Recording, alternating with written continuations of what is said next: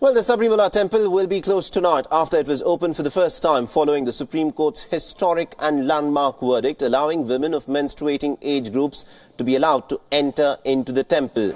However, despite the Supreme Court verdict, not a single woman devotee between the age group of 10 to 50 was allowed inside of the temple, showing a clear lack of will on the part of the administration to implement the top court's order.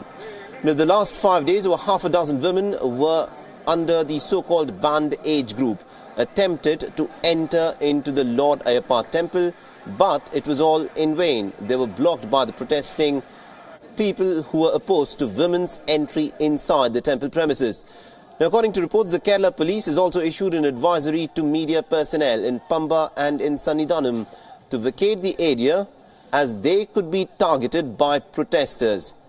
Now, the protesters are in fact up in arms against the implementation of the Supreme Court order lifting the ban on the entry of women of menstruating age inside the temple premises. The priests have in fact threatened to stop rituals if the women enter the shrine. Today is the last and final day, and at about 10 p.m. Indian Standard Time tonight, the Sabarimala Shrine will close its doors for devotees.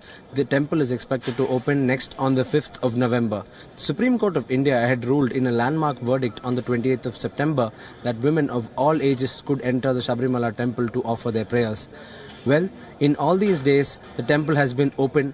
Women had tried to enter the Sabarimala Shrine, but each one of their attempts were thwarted by devotees and protesters who were situated on the way to the temple. So as of now, the farthest or the closest that women have got to the Sabarimala temple is 500 meters. But well, the fact remains now that there are several possibilities. One, women could enter the temple somehow before tonight, before the temple closes. The other possibility is also that before the temple opens next, the Supreme Court could also hear the review petitions that are filed with regards women's entry into Sabarimala.